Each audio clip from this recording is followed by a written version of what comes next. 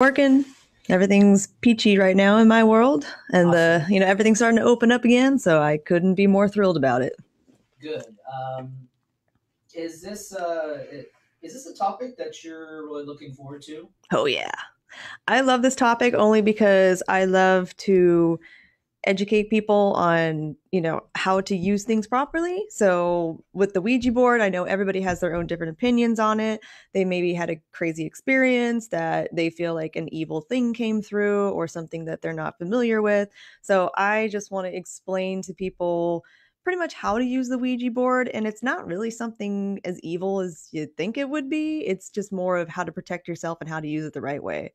Just like anything in the mystical world, you got to use things the right way and protect yourself before you dive into this whole world, because some things can come through. So I just really want to educate people on that. Exactly. And Sean, I do see you. You are in the right spot on Zoom. Um, You are. I see you in the waiting room, so just stand by. We'll go ahead and admit you into the room momentarily. So again, you're in the right spot. Stay right there, and we see you. And in a moment, when we kind of get through the introduction of Ouija and this topic, we're going to go ahead and chime you in. We want to hear exactly your thoughts and what you have to say. So you're in the right spot. So stand by, and we'll get to you in just a second. Again, tap on that Zoom link to join us in Zoom. Contact us. We want to hear your stories. Um, Quickly, before we plug in Sean into our room here, we have Sean Bedwell waiting to share something about Ouija. Um, Hopefully you did. Did anybody just not hear me right now? I think I was. I hope I was not on mute this whole I entire think time. you were on Oh mute. my gosh! Why didn't you tell me that? Because you said you were going to do it through the mic and not the computer, and I thought, oh, this is. But Oh now my there's an gosh! echo. Everyone, They can hear Sean, you. I think everybody can hear me now. I think my microphone was on mute most of this time. Uh, Sean, I see that you're here. I'm just repeating that. You were right there in the Zoom room. I think I saw that you just left it. We were going to go ahead and push you through, so you are in the correct spot. So hang out right there. We see you, and we'll admit you momentarily to Sean Bedwell, who's waiting in the Zoom waiting room to share your story. Hello, Christine. Hello, Heather. We see you. Thank you for joining us. And okay, so we're going to dive right in, and we can't wait to hear your stories. Dixie, real quick, give us. Hi, Jennifer. Thank you for joining us.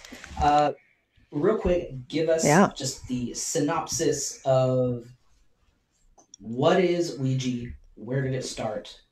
Let's start with that. So Ouija is in pretty much what it is. It's a form of dowsing. So I'm sure everyone knows what a dowsing rod is. So it's the weird little L-shaped things you hold, and it's supposed to cross. And back in the day, it was designed to actually find water and certain minerals, and miners would use them. And the dowsing rod and dowsing in general has been around since the Great Flood. So if you think about back in Noah and the flood and the ark and all that stuff, it's been around before then. There's been reports of it happening even before that. So it's pretty much been around since the beginning of time, if you want to see it that way. So dowsing is pretty much just a way of communicating, and you're almost channeling, spiritual intuition. It could be your own, it could be something out there. It's whatever you guys want to think about it. But dowsing, just like pendulums and different way, like automatic writing is a sense of dowsing, and then the dowsing rods and Ouija board, those are forms of dowsing for the divination world, in spiritualism. So pretty much where the Ouija board came from is kind of a weird start, because you think of, oh, this must have been created by mediums and spiritualists, and it didn't. It actually was created to make money off of spiritual people back in the late 1800s, when the spiritualism was really kicking off. People were doing seances. People were having these gatherings, and they were trying to talk to spirits, and they would do all these weird things to try to communicate, doing knocking and rapping on the walls, and they would try to get all these answers, kind of like how we're doing it today with, like, ghost investigations. But it was more more real life for them in a different way back then. People didn't live that long, so they were just trying to, get a hold of their loved ones, and they really just were so grieving over their children dying and all these other things. So they were just hungry for something to give them some kind of spiritual answer. So this company started, and it was the Kennard Novelty Company that was the first producers of the Ouija board back in I think it was 1890. They decided, hey, we can make money off of these people. We can just, put a bunch of letters and a bunch of, numbers and stuff on a board, and they can just go to town with it. And it actually really flew off. These people that created it weren't even spiritualists. They just kind of threw it all together and said, hey, let's make money off of this. And guess what? They're still making money off of it. So, all these people that have ever used a Ouija board, and I create my own, honestly. I do wood burning, and I do my own. I don't think I've ever bought an actual Ouija board because I've always created them. So I don't want to give them money, especially because they weren't even spiritualists. They didn't even care. They just really wanted to take money out of their wallets, pretty much. But yeah, so it was an interesting beginning with the Ouija board, and how it kind of progressed into the mainstream and pop culture. And people have featured it in movies and all over TV shows and a whole bunch of other stuff. And it's created this really negative, at the very beginning of it, it wasn't something very negative. It was something to communicate with their loved ones. And there really wasn't a lot of negative stigma to it. But then religion got a hold of it and was like, wait a minute, this is opening up the gates of hell. We don't want you guys talking about, all these spirits and stuff. So in a way, they kind of created that negativity around it to make people, kind of push themselves away from that and go to church. So it's been kind of back and forth with the Ouija board. So that's why I really want to just educate people on it and let you know that it's not something as scary. And I know people have had really scary experiences. It's something where you are opening yourself up to the other realm. You don't know what's going to come through. So I really want to just kind of educate you guys on how to protect yourselves before you do something like that, and that it's not really the monster that it's made out to be. But when you see negative stuff in movies and on TV, and you hear about weird stuff happening, I mean, The Exorcist, that whole movie was based on a Ouija board experience. So when you take all this bad stuff and put it all together, of course, like, you already think when you're going into it, I'm going to talk to demons. And when you have that intention and you're thinking, oh, bad things are going to happen, then guess what? Bad things are going to happen. So that's pretty much the beginning of it. And of course, wonderful companies want to put glow in the dark on there and sell it to kids at Toys R Us and think, oh, here you go, still moneymaker, moneymaker, moneymaker. So yeah, don't buy the glow in the dark stuff, please. That's just a really weird cliche that doesn't even really glow in the dark that well. But yeah, so that's the humble beginnings of the Ouija board and how people made money off of spiritualists.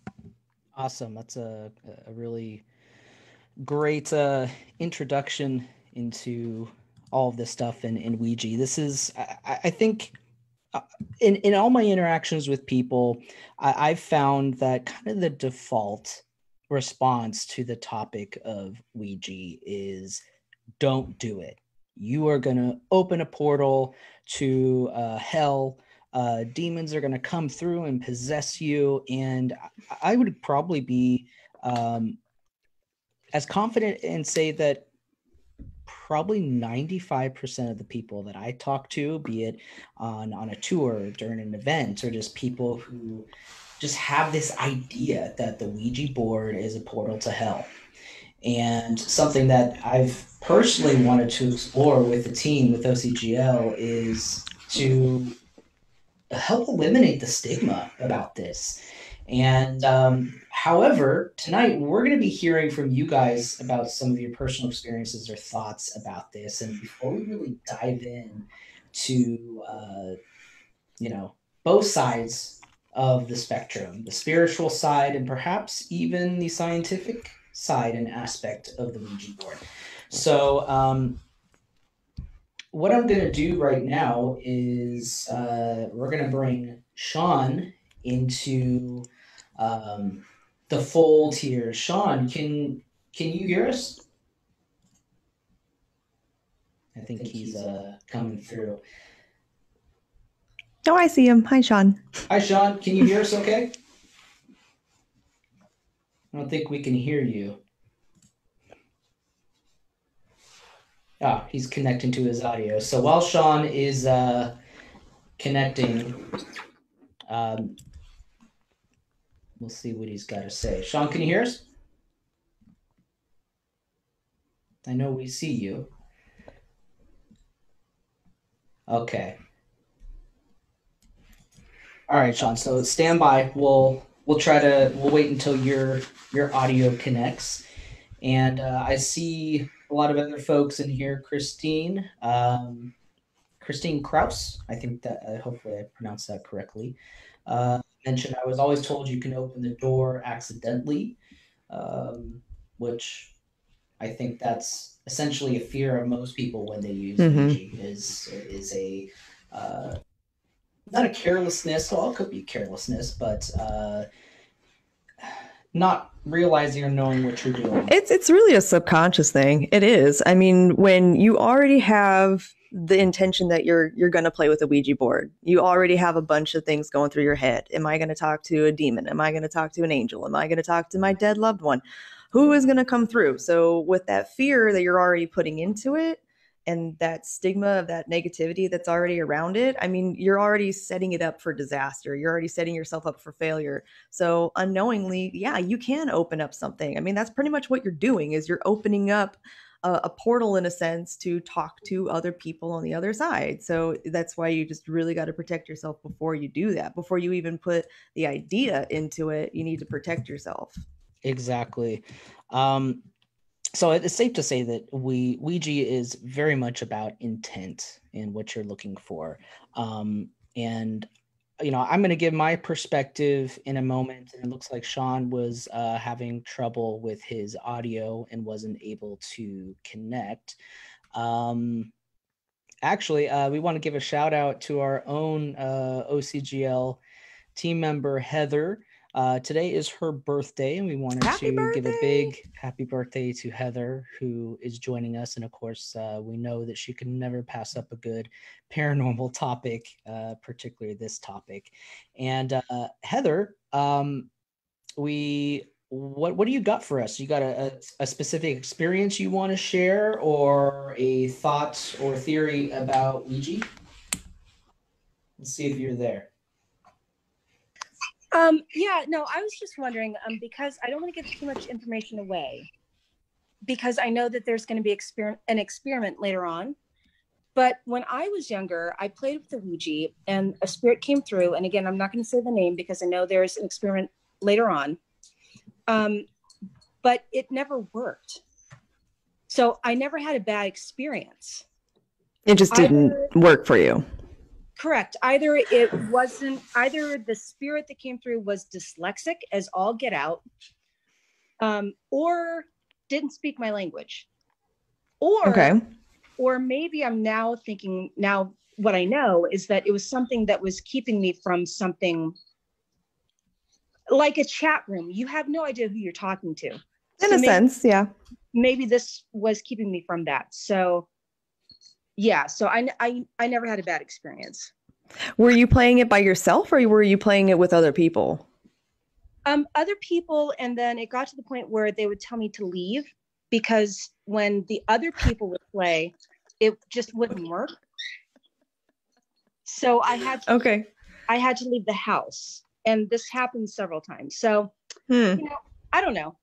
And it could very much be, you know, maybe they were trying to talk to something that wasn't super great. I don't know. I wasn't there. I don't know what the situation was, but it could very much be your personal guides telling you, hey, let's not talk, you know, to the chat room. Let's just kind of, you know, maybe that was their way of inadvertently protecting you from something that maybe you could have been talking to. And I once again, I don't know who they were talking to. I don't know what experience they had.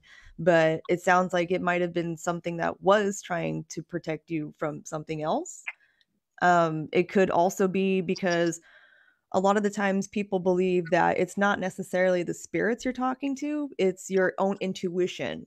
So if you're asking a question And then you're, not even, it's a subconscious thing, and you're spelling out whatever answer, you feel is right. And you're not even knowing that you're doing it. It could very much be whatever your intention is, and whatever your, psychic intuition is subconsciously telling you, that's what's coming out through the board. So a lot of the times, even scientists and stuff believe that you're not even talking to spirits per se. You're just talking to your own intuition and getting your own advice through yourself. So that's always a possibility as well. And I just want to point out quickly that I came into Ouija because of my mom, and my mom was staunchly Catholic, but I just asked her about it, and she was like, all right, we're going to Toys R Us. Why? Because they have Ouija boards there. So she bought me my first Ouija board. Okay. And then last year, my son, who asked about a Ouija board, I was like, all right, let's do it. So I just got a poster board, a marker. I made a planchette, and we did it. Same thing happened. So he got super frustrated. So, but I don't have like a religious belief on it. I do think it is a way to communicate. I'm just frustrated because nothing ever comes through. It's like texting. Call me instead of taking the 3 minutes to type out a text to get your, you know what I mean? Yeah. All right. Love you guys. Bye. Okay, and thanks for the birthday shout out. Thanks. You're welcome. Bye.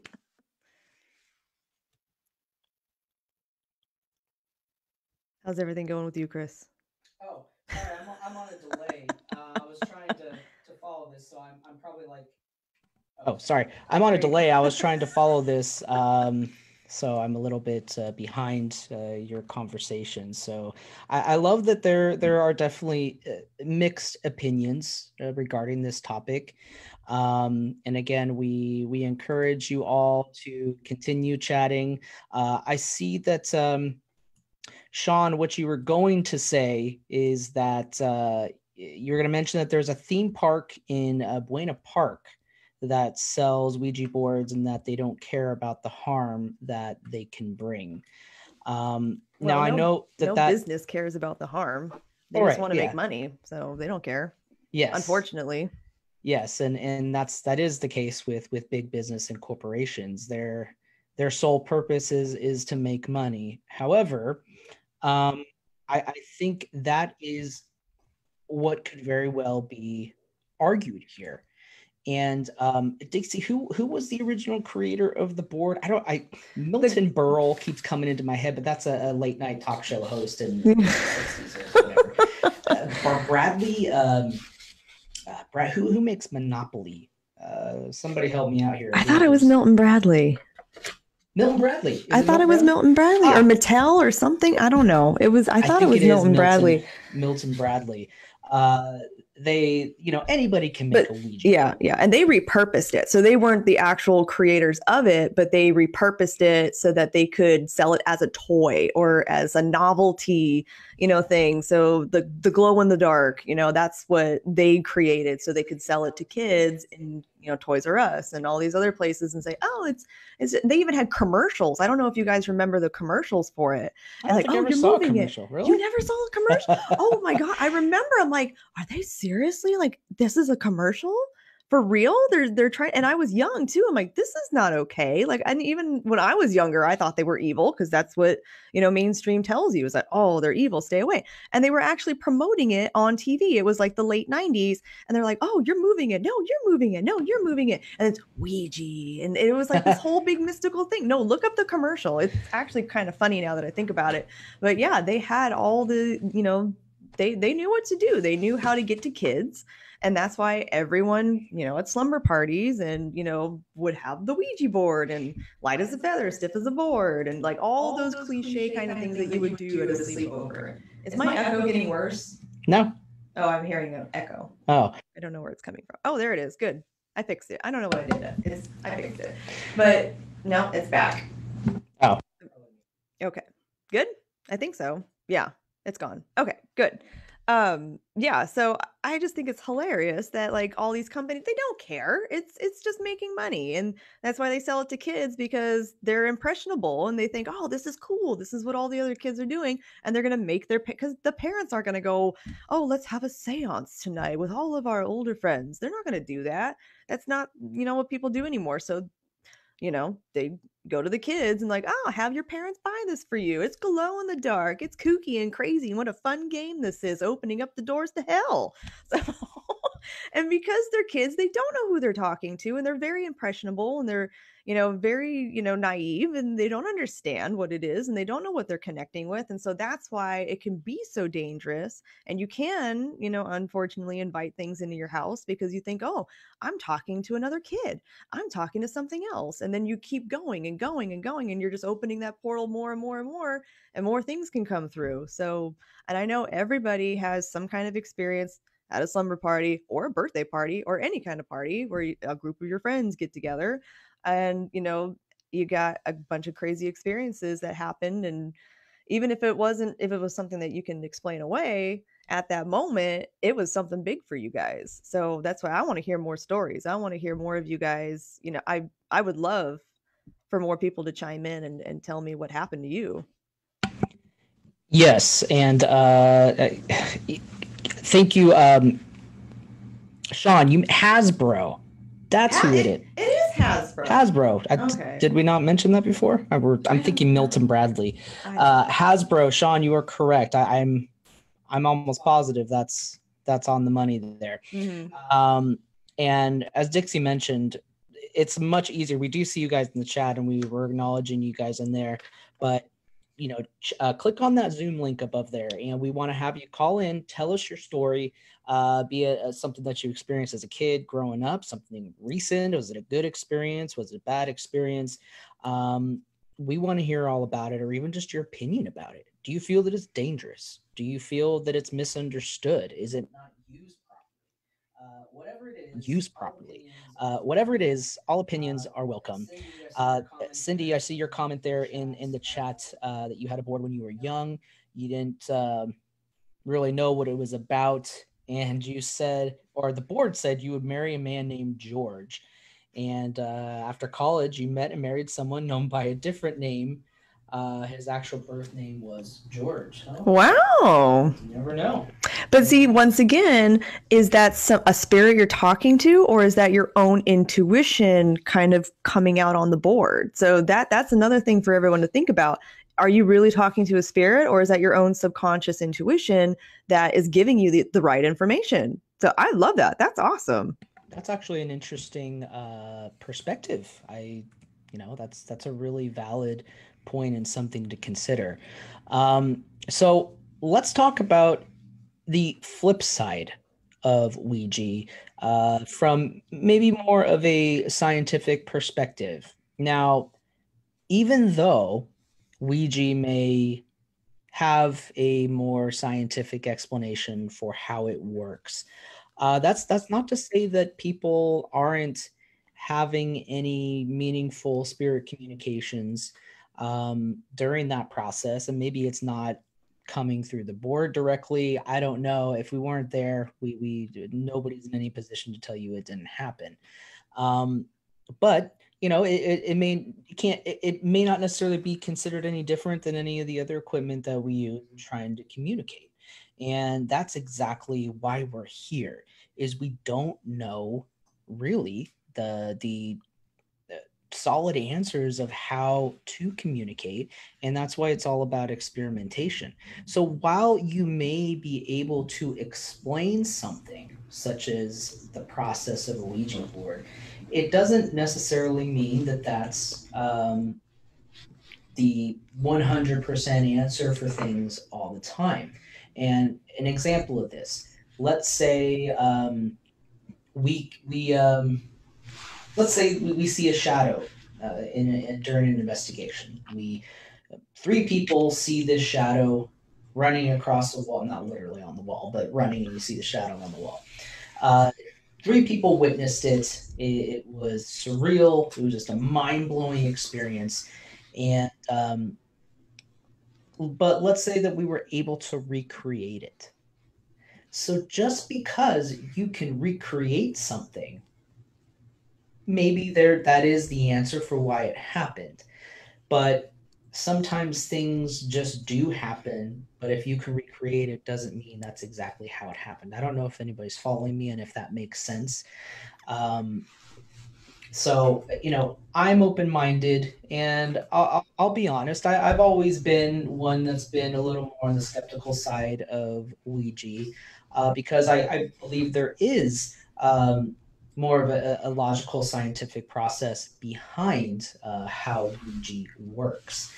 And an experiment that I always wanted the team to do, just for, giving examples for this, um, is to try utilizing Ouija blindfolded. Mm-hmm. Now, uh, in fact, and I don't think many people realize this, Dixie, you can clarify, but Ouija doesn't have to be used in a group. Nope. It can be done by yourself independently. I don't know if a lot of people do that. Is that something that you've done before? I mean, I do things a little bit different. By myself, I've never gotten it to move on my own. But, when I use a pendulum, I can absolutely get that thing to swing. I can get a dowsing rod to go, so sometimes maybe that's just not the right tool for you to use. And you can communicate in other ways. But, for me personally, I have a talking board, a spirit board that I've created myself, and I use it with a pendulum. So instead of with the planchette, I just use the pendulum and I get a lot of good answers and, clarification that way. So, I mean, it just really depends on, how you connect with that tool. And, for some people like Heather, maybe that just wasn't the right tool for you to connect with. Maybe, something else would be an easier way to communicate to, the other realm. And maybe it would be a safer way for you for, something different. But I mean, me personally, I've never gotten the planchette to actually move on its own. That would be cool if it did, because that would, make me feel all giddy and excited about it. And, I think it never did, because when I was younger, the whole stigma attached to it being something negative and something scary is going to come through. So even trying to do it on my own, maybe there was like that fear in the back of my head, like, I don't want this thing moving on its own and then me freak out. And if a positive spirit's trying to talk to you, they don't want to freak you out. They want to give you good messages. So it just depends on what the situation is and how you're using it, who you're trying to connect with, who you're talking to, and if it's the right tool for you. So I would love for it to move on its own at this point and be like, that's cool. But maybe that fear in the back of my head that I used to have, maybe that intention is still back there and I haven't gotten rid of it yet. But I love using dowsing, so it works for me. It just depends on what tool it is. Yeah, so you can use Ouija independently. You can use it as a group with friends. I'm sure most people listening can probably raise their hand and say that at one point in time, you've experimented with the Ouija board, most likely with your friends at a slumber party or somebody's 16th birthday, and everyone was trying to be a rebel and somebody had the Ouija board hidden away. Even though it's funny because it's a board that is mass produced. And you can find it in Toys R Us, yet you felt like such a rebel when you pulled out the Ouija board. I mean, everyone would just gawk at you and say, how could you? How could you do that? You're crazy. But you can pick it up at your local toy store. So there has always been this stigma attached to this board. And that's just, this legend has just been carried on for so many years. Even if you've never touched the board, you've never used it at any point in your life, your first immediate reaction is that this is bad. We should not touch this. I will not touch this with the 10-foot pole. Stay away from it. You need to burn it. However, is there a legend behind burning a Ouija board? Are you aware? It doesn't work. Doesn't work. So please don't burn it, because now you can't close the portal. So once you burn the Ouija board, it's a lot harder to close the portal that you opened up, and I don't want to freak people out. I don't want them to think, oh my God, there's like this whole vortex being opened up. Well, it's just a door. If you want to think of it like you're just opening a door to something else. So you're trying to communicate with something beyond the veil. So if you're opening that door, in a sense, yeah, it can be like a vortex. It can be like a portal to another, realm. You're talking to something back and forth. So people that freak out and think, oh, I contacted something evil and now it's haunting me, their first instinct is get rid of the board, bury it, burn it, do something. no, please don't do that, because now you have the portal open and you don't have the tool to close it. I mean, you can close it, it's just a lot harder now. So instead of burning it, you know, if you feel like something negative has come through, ask your spirits and guides, whether you believe in it or not. If you ask for, if you believe in God or Jesus or Buddha or whoever, ask the universe to, collect whatever has come out of it, and then visualize the door closing. So if you visualize the door closing, you have closed the portal. So that is your intention, saying, I am closing this portal and I'm locking the key and throwing away the key. Or, keep it in your pocket. I don't know, whatever. But for the most part, don't burn it, because then it just makes things more difficult. And it makes that negative entity think, I won. There, they burnt it. Now I'm here. Now I'm stuck. I'm not stuck. Now I'm here and I get to do whatever I want. So doing things in the correct way of like, okay, I feel like there's something weird going on. I don't like the energy in this room. And for me personally, I will ask my spirits, guides, angels, hey, can you guys just like collect this negative energy and put it through the portal, and I'm going to shut the door. Just shut the door and throw away the key. So, you guys can, if you like that, great. If you have another way of visualizing it, or doing like some people aren't very good visual people. So maybe you could hear a door close, or, do something where you just know that that portal is being closed, and you don't need a psychic or a medium or a spiritual healer to do it for you, because you have your own power. So just visualize or hear that door, or just know that it's closing, so that in your intention is saying, I'm done with this.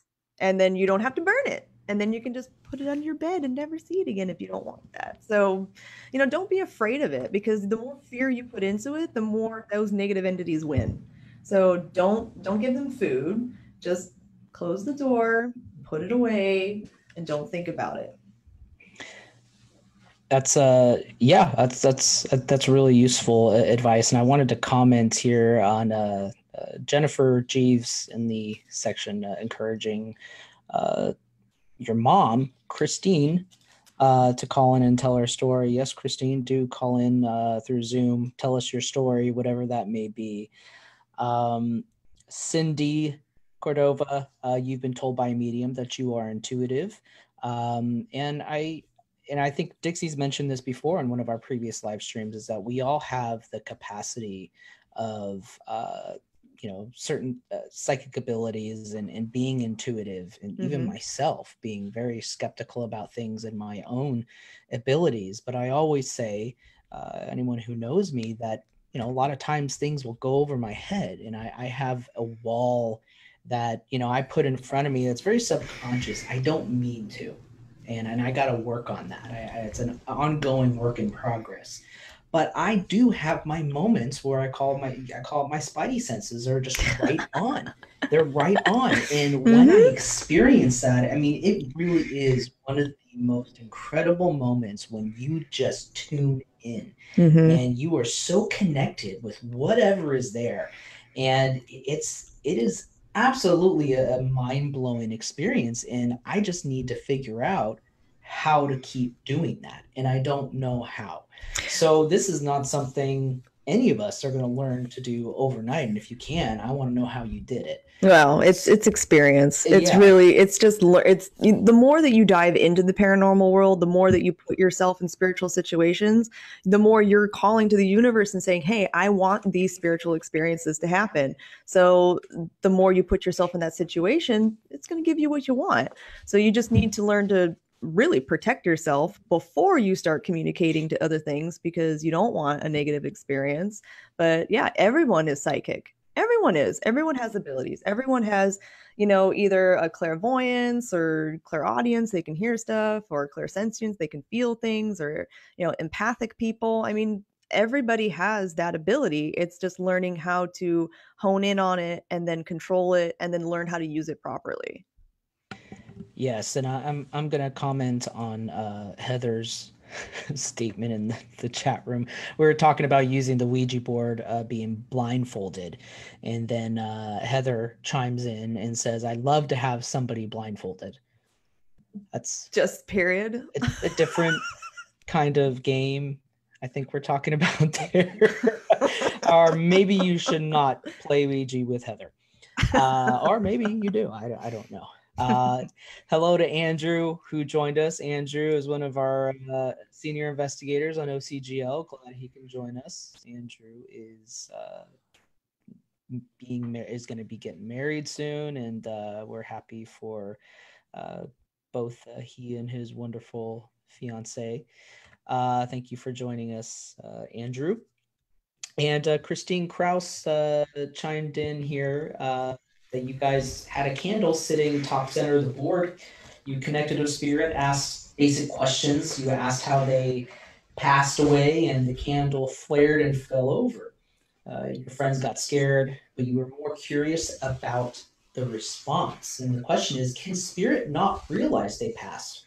Yes, absolutely. So that is something that I do come in contact with, unfortunately, a lot, where if they were in a, let's say, a really bad car accident and they were jolted out of the body so quickly that they don't even realize what's going on. Sometimes they'll, walk around in a daze for a while. Sometimes, it takes the funeral for them to actually see like, oh, wow, that's me. And then they start to understand what's going on.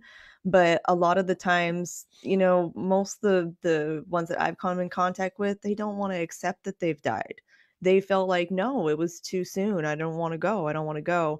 And so they do kind of get stuck here. And then they are in their own spiritual denial about things. And it takes psychics to kind of mediumship talk to them and say, hey, guess what, I'm really sorry, but you did die and we need to move on, and let's get you to the light, let's send you to the light, and then you can connect with us and it's going to be fine. So like I have a way of connecting with spirits who don't want to accept that they've died, or they don't know that they've died, and then they get offended like, what do you mean I died? I didn't die. So you got to deal with that. It's almost like a therapy session with spirit. Like you have to kind of ease your way into explaining to them like, yeah, you did die and we need to talk through this so then you can move on. So I know it might sound silly to some people, but it's definitely a real thing. And one of my friends that actually passed away, she didn't know she was dead. And I had to talk to her and tell her like, I'm sorry that you did die. And she did die in a car accident, and her, soul got thrown out way too quickly. And I had to have other psychics help me with it because it was very personal. So it was really hard for me to connect with her in that sense, because it's like she just died and then she's wandering around, and so it does happen. It does. So people can absolutely go through their whole spiritual after and not even know they're dead. So yeah, that is a possibility. And we're trying to catch up to everybody in the chat room. Again, guys, the link right above this live stream is a direct link to the Zoom that we are streaming live from. So you can click on that, stand by in that waiting room there, and we'll go ahead and put you through and listen to your story, whether it's a belief, a disbelief, an experience from your past with Ouija, and what you think about it. So it definitely is much easier to hear you audibly, but we are going to continue to acknowledge you guys here in the chat room. So thank you for participating. Jennifer Jeeves, I wanted to comment on your statement there in the chat. We were talking about everyone who hid their Ouija board at home because it was such a no-no to have that, and people hid it under their beds, in the closet. I knew a few friends who just thought they were, I said it before, like they were such rebels to have it. And so Jennifer is acknowledging that she did hide hers, and I believe your mom knew. Surely moms know everything, and they find a way to know what's going on in every aspect, and likely your bedroom. So she probably knew. This is not news to her. So real quickly, and Sean, I see your comment there that people say that you're talking to another dimension through the board. How do they know, if I'm understanding your statement here, how do they know that it's there, as in the board and the people utilizing the board, and that they are able to talk to us and communicate? Is it because of a portal? Dixie, does that make sense to you, that question? So how do the spirits know how to communicate through the board? Is that the question? I think that's what Sean's saying, is that Okay. how do they know in that moment that they can communicate through a board? Is it because of another dimension? How do they know that they in that moment can talk to us? It's really almost a channeling kind of thing where, they're channeling in through you to move your hands in a certain way, because I mean, a lot of spirits, they don't have the capability to move objects. Some of them do.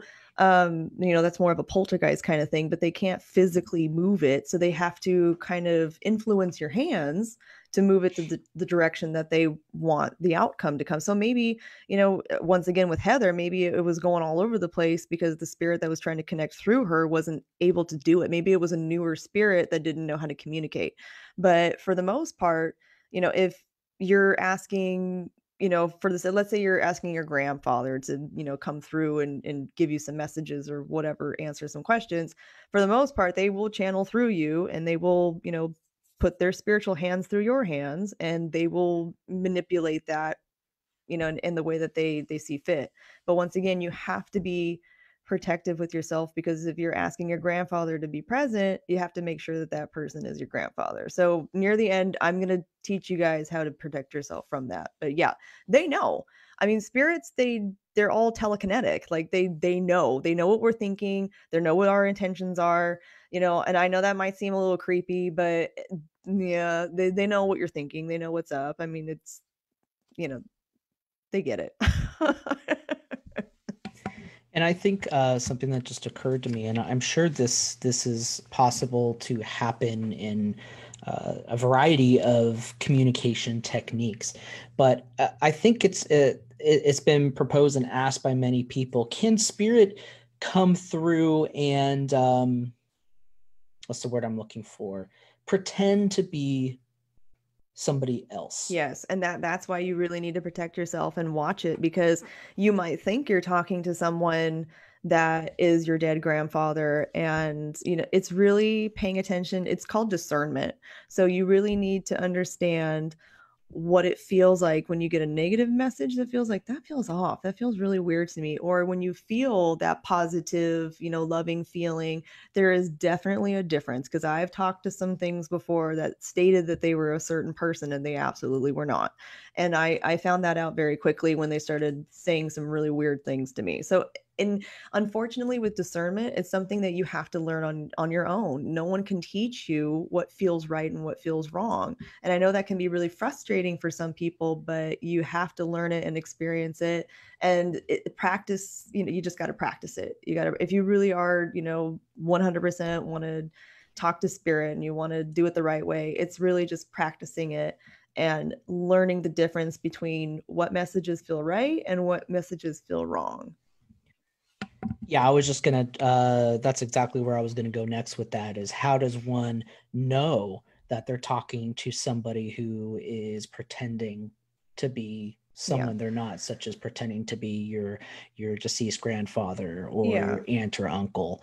I think you just clarified that, and it's not something that a lot of people will recognize right away, in that, as you mentioned, that takes some experience to be able to pick them out and know whether it's organic or not. And for the most part, if it is your, dead relative or whoever's trying to speak to you, they're going to give you positive messages. They're going to make you feel good. They're going to make you feel loved. They're going to make you feel, comfortable. They're not going to try to scare you. They're not going to try to, do something weird to freak you out. Like, they know better. So the things that say, oh, you should do this, or, hey, let's try that. Let's do that. Like, you'll start to see and understand what things feel right and wrong. And for the most part, if you feel that warm fuzzy feeling and you absolutely know that that's your grandfather talking to you, you will know the difference. You will. So in a lot of cases, you're saying that our gut instinct will tell us who we're talking to. Yeah, and you'll know. You just know. Yeah. But that's not to say that some people don't make the mistake.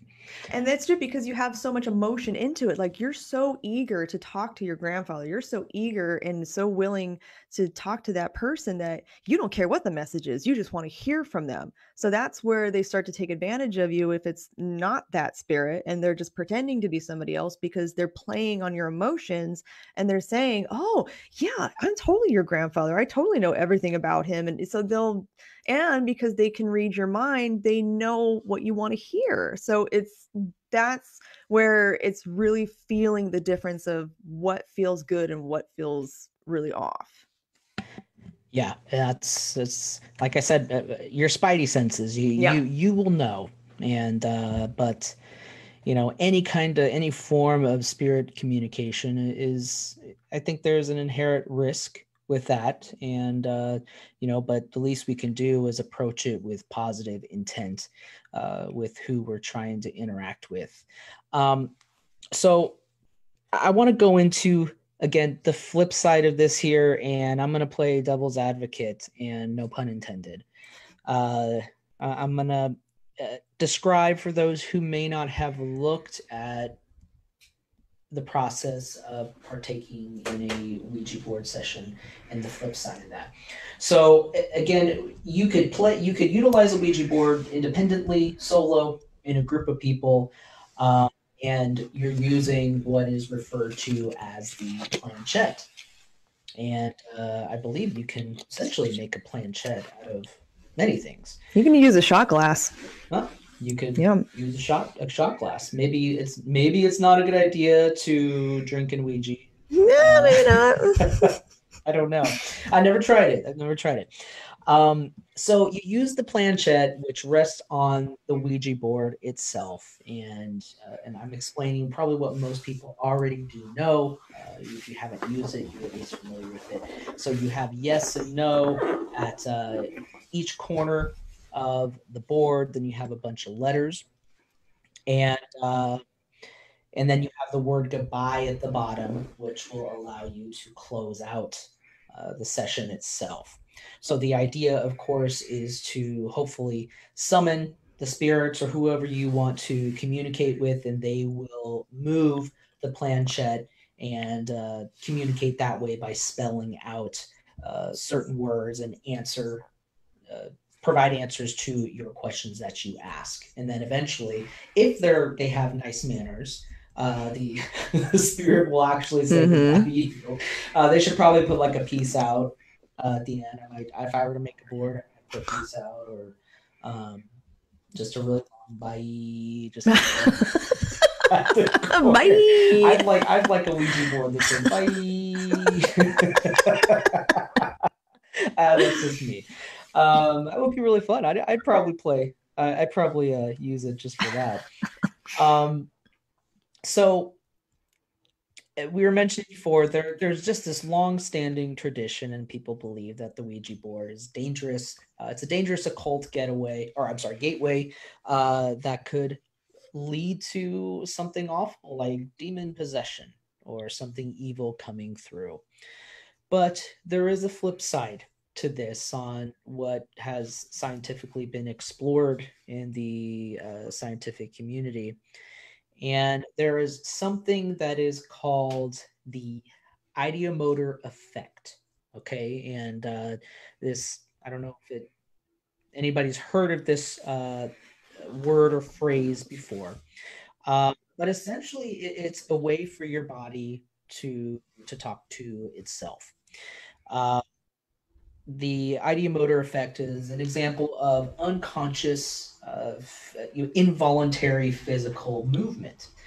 And so when we move, and we're not trying to move it. So that's kind of the whole point when everyone's got their hands in the middle of the board and everyone's trying to focus in on the questions and moving this planchette, but not trying to move it. So you'll notice during the process, if something moves, everyone goes, I didn't do it.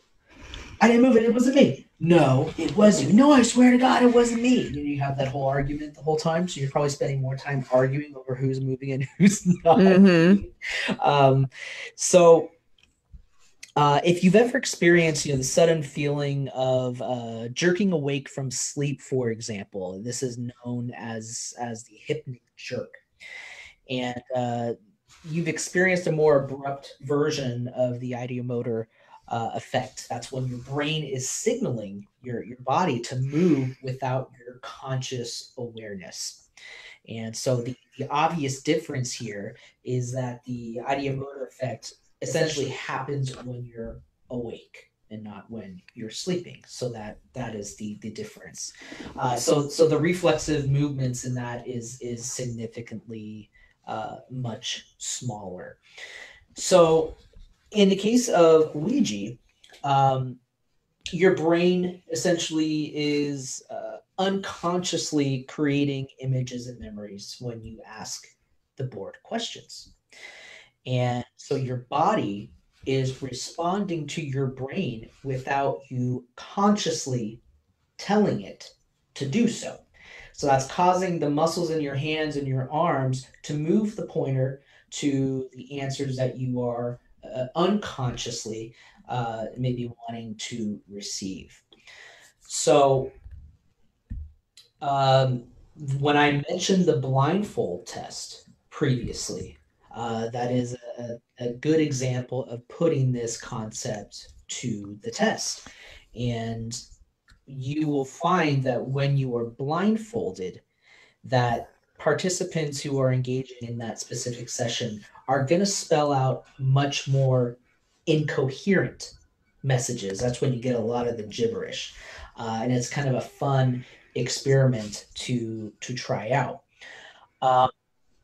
So when people are not using a blindfold, that's when people are more able to manipulate the pointer. And that's when you're all, as a group, pointing to those letters with a certain idea in mind, because you're so dependent on your vision. So when you take away that vision, it really changes the results of that. So this is something really to consider of Ouija and how that power of persuasion, people in a group trying really hard to spell something out, and that could apply also to using the board independently and solo. It could work the same way. Now again, it's not to say that people are not having real experiences using a Ouija board, but I think when we look back, especially on our days being in high school and being really young and naive about this, and everyone's really giddy and probably just hyper on Coca-Cola and Pepsi and Pixie Sticks, that there's the approach to it is just a different mind space. You're all looking to experience something scary. So in my opinion, especially in those situations, very uncontrolled environment, it's just a free-for-all of kids who really don't know what they're doing. That's when you're going to get the really crazy stuff, because you as a kid, you just want to experience something so badly, and you'll spell out just about anything.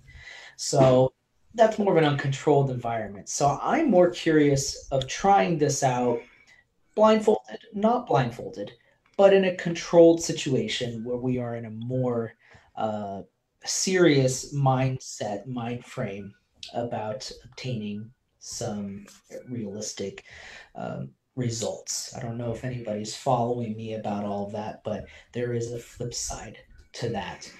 Well, that's interesting that you say that, because a lot of the pendulum work that I do, I close my eyes.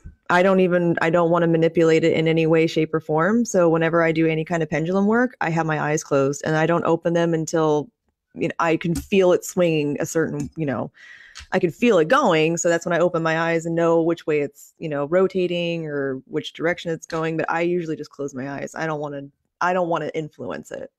That's a great idea. And I don't know, was it part of the rules of the protocol with Ouija growing up that you close your eyes while playing, or everyone looks? I mean, for me personally, whenever I did any kind of Ouija with anybody, it was always eyes open because you want to see, Right. you want to experience it. So I don't think as a kid anyone knows to close their eyes or do a blindfold test or anything like that because they want to experience it. They want to see it move on its own. Right. Yeah. I don't remember. I honestly don't remember what I did, but I do know that you want something to happen so badly that as kids you're anything. And I think Dixie, you and I were briefly talking. Another topic we want to explore on a live stream is urban legends, and one of them being light as a feather, stiff as a board. Oh yes, And, I think we've all had once again experiences with that. Everyone loves the craft. I had one. I when I was a kid, I had a big sleepover with my friends, and we played light as a feather, stiff as a board. I'll never forget it. I still see it just like it was yesterday, and it was a creepy concept. I'd never heard of it, and a subject, somebody lays on the floor. I don't know if I volunteered or if I was just forced to be the volunteer. I think it was my birthday, so I was probably forced to be the volunteer. And everyone, stands around you or around your body. You have to be on your knees, and everyone, if I remember, you put two fingers on each hand, and you can't use your whole palm. You have to just use the two fingers and put it under the person's body, be it their arm, their legs, their neck. I remember there's always somebody at the head that has to hold their head, which thank God, because that could have been disastrous of people dropping people on their neck. And I'm wondering how many times that happened. But I actually do remember, and as a kid, I'm not analyzing the situation as I would now. I'm not looking at it, and the memory of it is hazy enough that I can't really apply much logic to it because I don't know. But the subject has to keep their eyes closed, and I remember doing that. And I don't know how much time had passed during the course of this time, but the participants all have to say light as a feather, stiff as a board, light as a feather. So you just keep saying that. It's just a chant over and over and over. Yeah. It's a very hypnotic trance that you get yourself into. And that's why those things work, because you get yourself so in that hypnotic trance, and that person that's the board, they're literally just zoning out. And so literally anything can, because I've had my personal experiences too, but yeah, it can happen. Yeah, I was amazed at the time, but next thing I knew, and my eyes were closed, and then I guess at the end of the chant, they said, "Now open your eyes." And I opened my eyes, and I was probably just what seemed like inches from the ceiling, and that may be exaggerating, but in my memory, that's what I recall. And I was just so close to the ceiling. Granted, it was a really low ceiling. But I remember it scared the crap out of me. I open my eyes and I see the ceiling. I'm off the ground, levitating off the ground. And then, of course, what do my friends do? They drop me. They just let go, and they laugh, and they scream and they laugh. Oh yeah, I think we woke up the whole house. Everyone was screaming and yelling, and I just probably about broke my neck. And it is, I have to admit, it is something I haven't forgotten. I still remember it. And I remember where we were. I remember, what house it was in, and it's not a bad memory, but it's just a weird thing. It is a unique one. So I think at some point we'll need to address certain urban legends. Yeah, definitely levitation. Because I know a lot of people too have woken up and have been levitating off their bed, because that's happened to me too. And I was a teenager. A lot of weird stuff happened to me when I was a teenager, because that's when you're going through puberty and your psychicness is just peaking, and you have all these experiences and things going on in your brain hormonally, and like it's just a crazy mess of a time. But yeah, I'm sure a lot of people just like me have had that levitation experience, whether it be light as a feather, stiff as a board, or just waking up and being like a few inches off your bed or doing something else. It happens. It's a weird thing. We should talk about it. I think we're due for light as a feather, stiff as a board I team want to experiment. as an adult, I would love to recreate that and do that again and really see what can happen. That would be an interesting experiment. All I'm going to say is I'm not volunteering to be the subject, but I have a few people in mind who could be the subject. Well, you have to have it has to be the right person that is able to literally turn off their brain and be the board and not be in that state of mind where they can just gel out and nothing is going on. You literally just blank out your mind. And so you have to have that receptive person who is able to it's like a meditation, just gel out, not think about anything, and just be the board. So you have to find the right people to make it happen. Yeah, that would be an interesting one to try out in the future. So I'm trying to catch up here in the chat room. Dixie, I don't know if you can see the chat room, but I'm a little delayed here. Heather mentioned she's being, of course, the devil's advocate. Could it be influenced by open eyes, subconscious pulses? And yes, absolutely. Oh, you were agreeing that it could be influenced by that. Yeah. Yes, we can manipulate it. And I was talking about that before, the Ideomotor Effect. That is a real concept, and it happens and in fact it happens in a lot of things, and not just with the use of Ouija, but our subconscious making things happen, or it's a suggestion in our minds. I'm trying to catch up to the room here.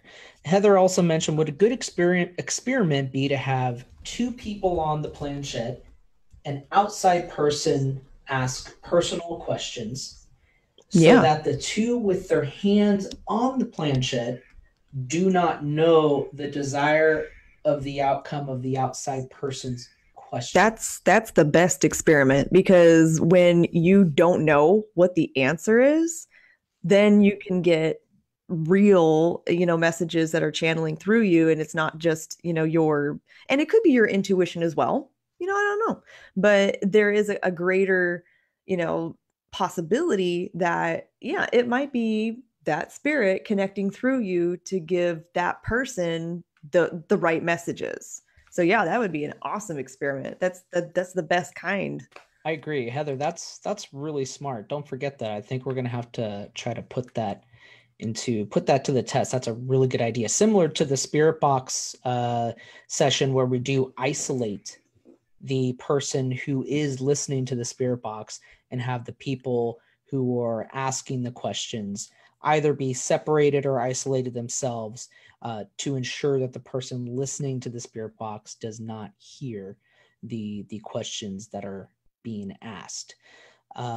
Corey mentions previously regarding table tipping, and where you tap out the letters yes and no, so you can close your eyes. I'm trying to read this. So you can close your eyes, and Corey says she finds it much more personal, that the table can laugh, can give love. Can it really do that? I've never tried.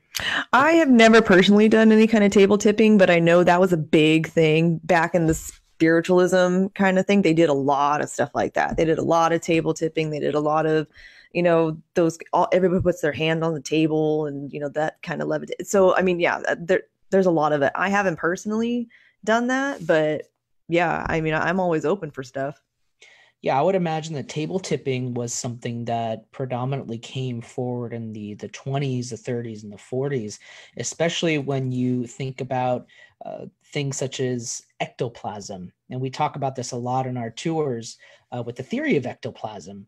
And that's still something that is being explored within the field to try to validate the concept of ectoplasm. But at the time, in the early days of the 20s, the 30s, especially when photography was becoming more and more popular, more and more accessible, but they would hold these seances, and they would take these photographs which appeared to have smoke or ectoplasm, what was referred to at the time, coming out of all their orifices, their nose, their mouth, their eyes. Mm-hmm. And I've even seen photos of the ectoplasm itself. In the photo, it would have like a picture of somebody in it. It was like that time, their version of Photoshop. And it would have like a president in it. I remember one of them had like Teddy Roosevelt. Mm-hmm. In the ectoplasm itself, it would just be these faces, or you'd have like a unicorn or something in. But at the time, that was a scary thing for people. They're seeing these photographs and they're showing up in newspapers, and the concept of the paranormal and spirituality was really blowing up at this time. Mm-hmm. And in these images during these seances, and yes, it goes without saying that they were fabricated. This was a common The parlor tricks. Yes, exactly. At the time, It was all cotton. Cotton. Yes, Yeah, that's what it was. Basically, like stretching cotton balls, or the what do you like cheesecloth. Cheesecloth and cotton, like the spider webs. Like, yeah, that's pretty much what it is. That's what they used. Yeah, like what you buy on Halloween to decorate with spider webs and put that in your yard. That's essentially what they did. Thank you, Corey, for that. Brittany, hello. It's so good to see you. Thank you for joining us. Very happy to see you. Hope you are well, and hopefully you're enjoying the conversation. Can anyone call in? Has anyone else tried to call in? I think everyone's being really shy about sharing their stories. Everyone's pretty chatty in our chat room. Well, yeah, like I want to talk to you guys, because if you have any questions, I would love to answer them, in real time, because I'm not looking at the comments right now. So, I mean, if you guys have any questions, or if you want to, have your experience, tell me about it. So then maybe if you had something weird happen, I can help explain what happened to you. So I would love for more people to try to call in, or, if they could. That would be great. Well, guys, I if have a you question. are in the chat room, once again, click right above the post where we give you the link to Zoom. And you don't even have to have the Zoom app. If you just click on the link, it'll even work through your browser, and it'll take you right to our Zoom conversation here. And we'll plug you in to share us your story audibly, so it's much easier to interact, and we can give you some feedback. So don't be shy. We want to hear you. Come and talk to us, and we appreciate all your comments here in the chat room.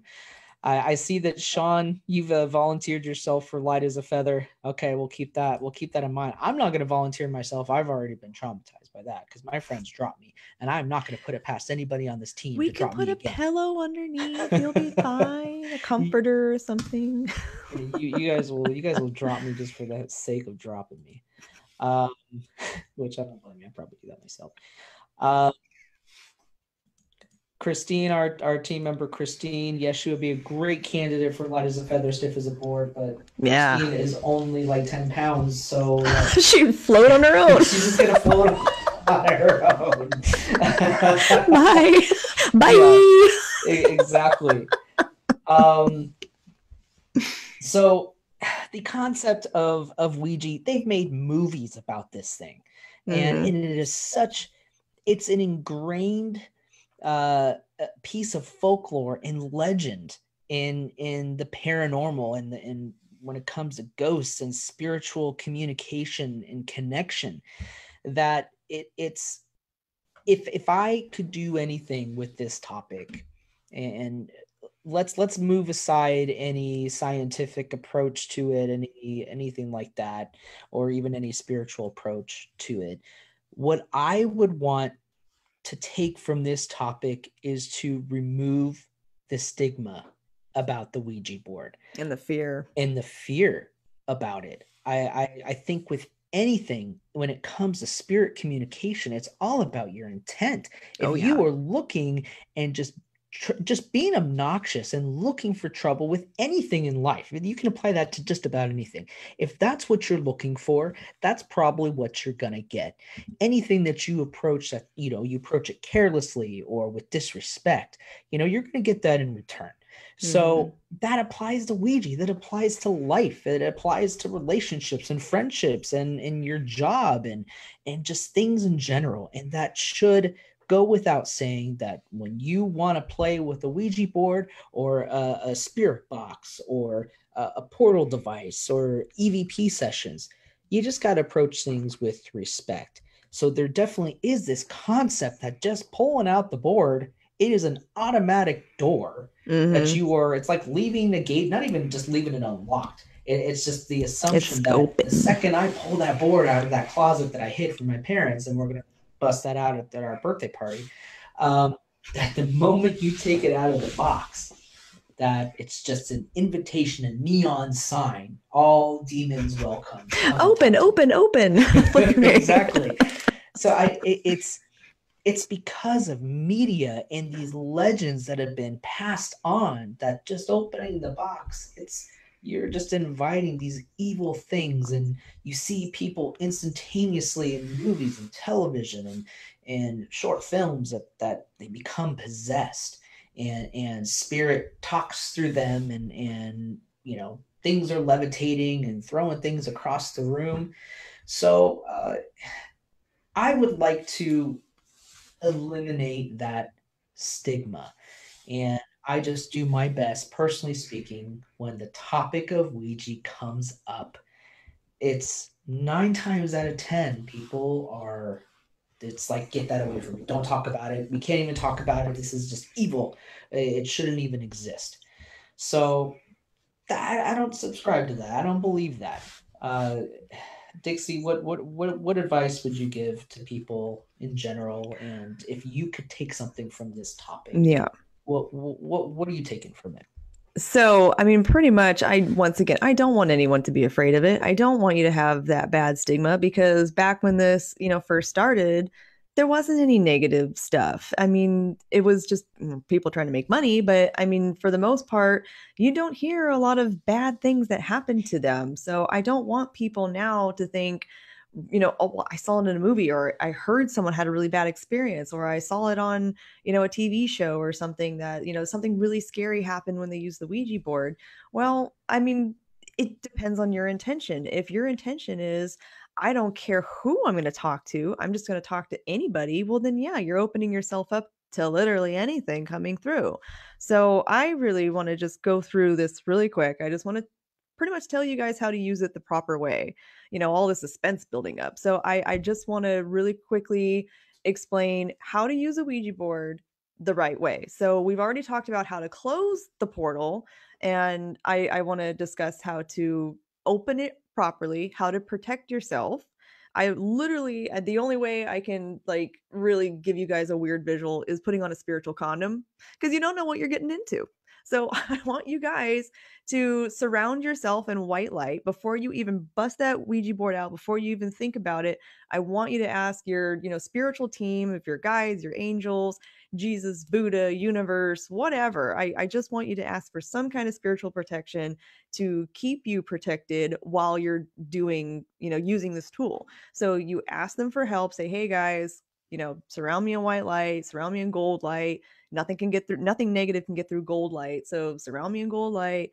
If you want to ground yourself, to connect yourself a little bit better, spiritually, you can imagine roots going from your base root chakra, which is like your tailbone area. Just imagine roots, or feel roots just going from there into the ground and grasping onto Mother Earth.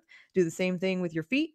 You're going to imagine roots going from your feet down into the earth, and then just kind of sit there and just take that energy in a little bit, because nothing from Mother Earth is negative. So you're only going to get that positive energy. So you're going to feel good, because if you're going into this with fear, you're going to get fear out of it. So if you're feeling, relaxed and positive, and you're feeling good about life, and you're not in a negative space, that's a good time to use this tool. So get yourself nice and grounded, surround yourself in white light, gold light, ask your spiritual team to be around you, to protect you from anything negative that wants to get through. And then you can open the door, say hi. You can, visualize that door opening if that's what you want to do. Visualize or know that that door is opening. So yet you're telling the universe, or you're telling that spiritual realm, hey, I'm willing to communicate you, but I only want to talk to those that are in the light. I only want to talk to positive entities. Just tell them what you want. Don't tell them what you don't want. Tell them what you want. Tell them, I only want to speak to those that are in the light. I only want to speak to, people that are positive and looking out for my highest good. Like that, you want to say everything positive. You want to put so much positivity into this damn thing that nothing negative is even going to think about coming around you.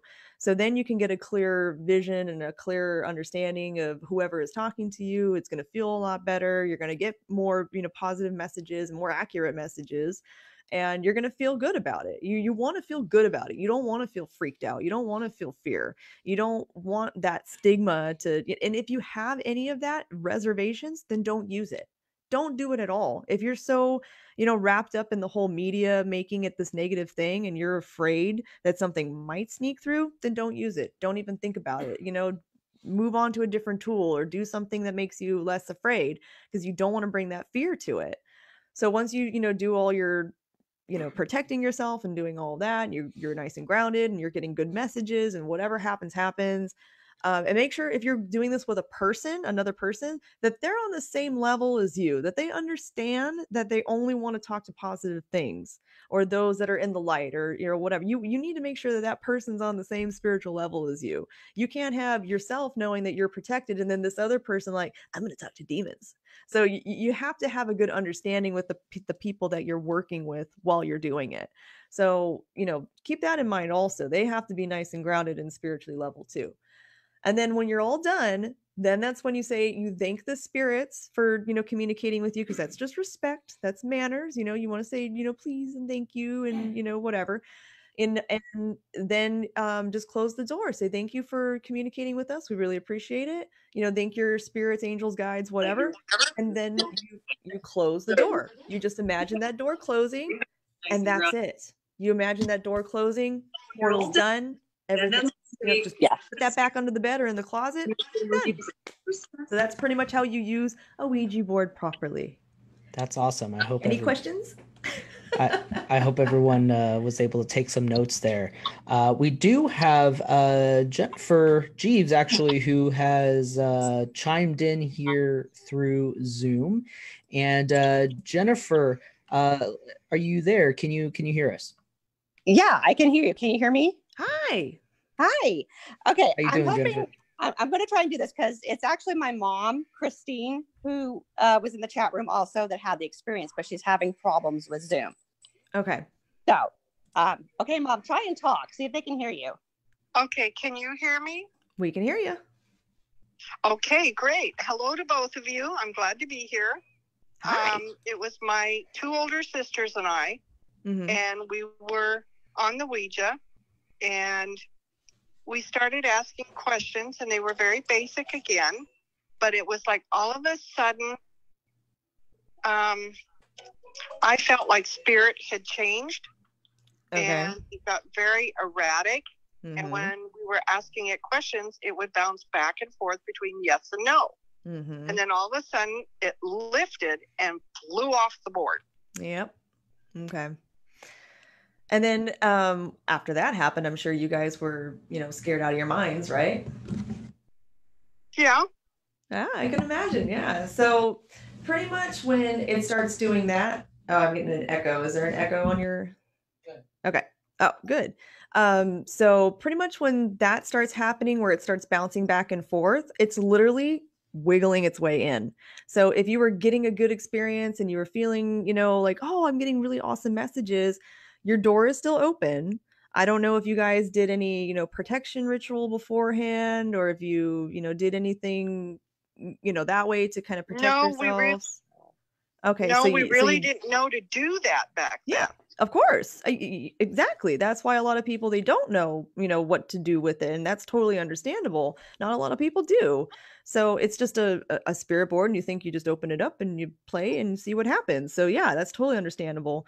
But pretty much when negative things are kind of hanging around, they see that you're exhuming this light, or that you have your door open, and they're like, hey, this is a good opportunity to me to just go mess around a little bit. And, there's a lot of bratty spirits, and there's a lot of bratty things out in the universe that want to mess with you. So when that starts to happen, where you start to get it bouncing back and forth, that's literally them trying to wiggle their way in.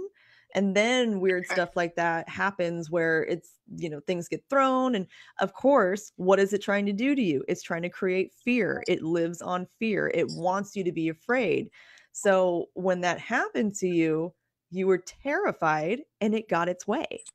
Did you guys do anything afterwards to kind of close the door or close the session? Or did you do anything to say, okay, we're done? Like, did you do anything like that? Yes, I think my older sister did. Okay. And she said, we need to put it back on the board and say goodbye. Yep. She said, we just need to walk away. Yep. And I said, okay. So we did it. And we just kind of like took deep breaths, and she was more knowledgeable about things because she could read tarot cards. Okay. So she already had a good understanding about tools and like the spiritual kind of beyond and stuff like that. So that's good. At least you had someone that was with you that kind of understood and that knew. Yes. And that was good that you guys did something to close the session. And I know I mentioned like, imagining a door closing or anything like that. If you guys don't want to do that, you can always just move the planchette to goodbye, because that is saying we're done. I'm closing the door. Goodbye. So that was really good that she did that. Now, my question to you is, after that whole experience, did anything weird happen afterwards, or was that the end of it? No, I had some spiritual experiences for about 3-4 days. Okay, that sounds normal. Okay. And were they all negative, or was it just weird occurrences, like things moving around and stuff? It was more of seeing spirit in different areas. So like shadows and things? Yeah. Okay. And then after, a couple of days, did it just dissipate on its own, or did you tell it to get lost, or like what was the reason why I it asked left? it to leave it. I asked it to leave in the name of Jesus Christ. Bam, you did it. So that's pretty much all you need to do, because then when you call on that higher spirit to say, hey, let's get rid of this thing, then, for the most part, if they're just kind of hanging around just to see if they can poke the bear, that's literally what they're doing. They're just seeing if they can poke the bear and get some fear out of you. And then once they know, like, you're putting your foot down, you're just like, okay, get the F out of my house. We're done. Then they know, okay, this isn't fun anymore. They know what to say, they know what to do, and then they move on to the next person. So that was really good that you did that. So my mom, when I was younger, when I was like young and would see weird stuff and it would freak me out, that's what she told me. In the name of Jesus Christ, I command you to go away and to put your foot down and be absolutely 100%, concrete with your intention of like, you're getting the F away from me. So that's really good that you did that. So that's a good lesson for everyone out there also that's paying attention, that you can always end it. You have the power to end it. You can always call upon your guides or call upon Jesus or, whatever religious figure, that you believe in. Call upon them and say, hey, get this thing away from me. And, they'll come in. I always have Michael, Archangel Michael, like, hey, if I'm in a really bad situation and I'm like starting to freak out, like somebody's getting in my space, I have him come around, and he's a very powerful force and he's there for everybody. So if anyone out there knows Archangel Michael or believes in that kind of thing, whenever you feel really fearful, that's when you call on the big guns, and that's when you have Michael come hanging around you. So, but that's good. Thank you for sharing that. Yeah, it's amazing that you say Michael. This is awesome. Jennifer, thank you for oh, she's still talking. Hold on. Okay. What did you say about Michael? Oh, I found it interesting because a medium told me once my guardian angel was Michael, my spirit angel. And in a way, he's everyone's, So, I mean, anyone can call on Michael. I mean, he's literally all of our guardian angels. So, yeah, always in any situation, if you feel fearful, call on him. So, well, thank you. Thank you for sharing your experience and telling us about it. I'm really happy that you came on. Thank you. I really appreciate learning so much tonight. Oh, good. I enjoyed it. We enjoyed having you. Thank you guys so much. You're welcome. Okay, Cris. Thank you, Jennifer. I'm on I mentioned I'm on a delay. So thank you so much, Jennifer, for chiming in here, and hopefully that was helpful for you to get some insight here. So hang on, I'm hearing my own echo here. So that's really cool. I it's really neat to hear these stories of personal experiences, and hopefully Dixie was able to provide some useful insight to you for that. And you know, as I think most people have a story, and even if it was something harmless as a kid, you know, at the end of the day, I think when we're using Ouija, we're learning a lot about our own subconscious and what we're thinking about and what we're wondering about, be it somebody who's passed on, somebody we love and care about, and looking for some form of validation that they're there.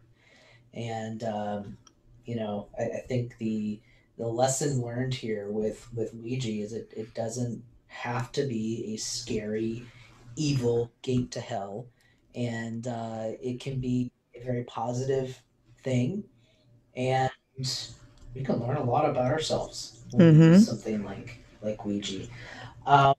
So we're going to be wrapping up here shortly, and a last chance for anybody who wanted to chime in and share any stories regarding that.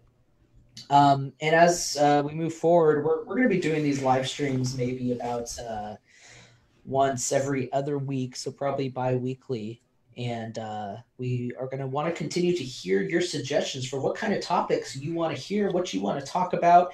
And we'll put out another poll with some ideas or some suggestions, and we can talk about anything from ghosts to aliens, cryptids, elementals, other mythologies.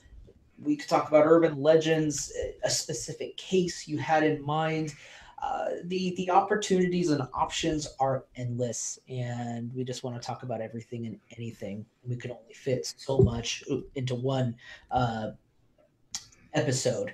And so I think, Heather, you were trying to real quickly before we sign out here soon here. Heather, you had a quick story about how you came into the paranormal through your mom. And go ahead and if you're there, Heather, chime in. So real quick, discussing the Ouija. When I was in elementary school, I came home with my mom, and I was really freaked out because I heard about Bloody Mary. Oh, Bloody Mary. Yes. We were just talking about that too. Want to do Bloody Mary is going to be another. That's going to be part of the urban legends. We were just talking about that, and she never shows up. Well, exactly, because my mom continue. Sorry, into the bathroom. She shut the lights off, and she said, "Mija, whatever you invite that is negative will come." Mm-hmm. And we looked into the mirror, and she incited the thing. And then my mom, being the true detective that she is and the historian that she is, she goes, "Oh, and by the way, Mija, Bloody Mary was the Queen of Scots. So why would you invoke the Queen of Scots?" I don't know. And then shortly thereafter, again, I was like, okay, so there's this thing called the Ouija. All right. And like I said earlier, all right, we're going to Target or Toys R Us, and we got the Ouija board. And that's where, I learned the Ouija. And then again, my aunt from Kentucky was like, "Oh no, when we did it in Kentucky, we were blindfolded, and we did it with one person." Mm-hmm. Okay. So, my thing with the Ouija is, again, supposedly there's all these things that I am intuitive in, but I want to just investigate. So again, it's like how you said, Dixie, with what are you inviting in? Mm-hmm. My mom taught me, am I inviting something negative in? How do I stand strong? And my mom is very strong. Well, for one, you don't really, that's good to learn strength with that. But once again, you don't really want to invite negative things to communicate with you, because that's a battle that you really don't want to deal with. I mean, if you're Correct. inviting it to you, I mean, what's the point of that? Because we already have a lot of controversy things and negative things that happen in our day-to-day lives. Like, why would you want more negativity by, calling on Bloody Mary or calling on, negative things through the Ouija board? Like, why would you even want to do that to yourself? Right. But I think my mom taught me about paranormal is to investigate the why.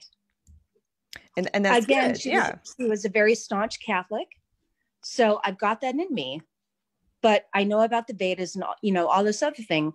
So with the Ouija, I'm very curious when we get the chance to investigate, like I said, 2 people and 1 person on the outside asking.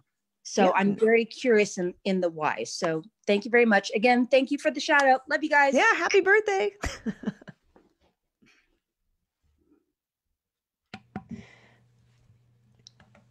Yes, happy birthday, Heather. I can't hear. Is she still there? No, she's gone. Oh, yeah. Heather, thank you for again, I'm on a delay, so I'm going off of your cue. So I'm essentially hearing your story 10-15 seconds after you've said it. So I will have to listen more of it on playback. So that was really cool, and thank you everyone for your comments in there. Christine, you're welcome. Thank you for coming in and sharing your story. We love hearing about them, and speaking for myself and absolutely Dixie, that we are thrilled to be able to provide any support or feedback about that. And I really hope that a lot of people had a positive takeaway from this. So then if you did come into this having fear about it or having any kind of, pre thoughts about it, I hope now that you can think, you know what, maybe it is the way that you use it. And, now that you have the tools to protect yourself while you're doing any kind of dowsing, then you won't be afraid. So I really hope a lot of people, are now empowered to take control of the spirit realm in a sense, so that they can try things out and be protected and safe and, have some really good positive experiences. Absolutely. And as I mentioned before, at the very least, what we can take away from this is to hopefully have a new perspective, a healthier perspective about this. And it doesn't have to be a horrible, bad thing. And I do my best when people give the no on the Ouija board is I want to ask them questions and engage them. Well, why do you feel that way? What is this an experience you had that is something, a negative experience that makes you feel this way? Why? And most of the time, people will say, well, I heard through my sister's brother's cousin who had this experience, and then a demon came through and he became possessed, or some poltergeist stayed in their house and would not leave them alone. They had to move. So a lot of these are, somebody said, through somebody else. It's like a hand-me-down story. Right. Or it's also an experience that you had as a kid. And going back to the Ideomotor Effect, it was a very power persuasion with you and your friends. You may have experienced exactly what you were looking for subconsciously, and we all as kids made things to be a lot more dramatic than they really were. It's not to say things really didn't happen, but we're not opening the gates of hell by playing Ouija, or at least not unless you're really looking for that. Unless you want it. And this was a fun conversation. Yeah. And for those who are having difficulty with Zoom, we understand. So for our next live stream, we'll continue to implement Zoom, and we'll encourage you guys to call in, to engage with us, to chat with us, because that's just what makes it so much more fun. And then, then we tend to open a can of worms and so many conversations that lead, from one thing to 10 other things, and there's only so much time. But that's why we create new topics for the next episode, so we can dive into those specifics as well. So a big thank you, Sean. I know you had some issues with Zoom, but get Zoom on your phone or your computers, and you'll get to chime in next time when we'll talk to you Julie. Bummer, yeah, you missed out, but there will be a replay. So once the stream ends, you can view the video afterwards. Hey, still comment. We are reading your comments, and you can still share your comments in the live stream chat after this goes off air. We do see them, and we will reply. So this was a lot of fun. And we will put out another poll for you guys to contribute what kind of topic you want to talk about next. You looking to talk about aliens? You want to talk about cryptids, weird things that you've seen, urban legends? You want to talk some Bloody Mary? Who's seen Bloody Mary? I want to know who's actually seen Bloody Mary. She never shows I've never up for seen me. her. I don't know what it's going to take. And light as a feather, stiff as a board. Any other urban legends you can think of? Let's talk about them. It's a lot of fun. And I have something to say about every single one of those topics. So don't you worry. I will always have answers for you. Yes. And then hopefully in the future, we would like to have some guest speakers on one of the streams. And if you know any particular individuals who want to chime in and be a guest speaker, authors, presenters, talking about specific history, we want to hear it. Reach out to us, and there's a lot more to come. So we're having a lot of fun talking to you guys. And little by little, Orange County in particular is opening up. Things are slowly but surely getting back to normal. Hopefully we'll be able to resume our tours. Yeah. We're anxious. We miss you guys. And Brackenfern is next on the list. And for those who are watching who have purchased tickets for Brackenfern, it's coming. We are watching. We are waiting for the next phase of opening. Don't quote me on this, but likely not until phase 3 where it'll be safe. So we have not forgotten about that. We are so ready to go. We are in the saddle, so eager, and ready to get to Brackenfern and have some fun, especially now. We all need it. And man, I am excited to see if the spirits are ready to come out and play after they have had absolutely nothing to do. They're in quarantine too. So,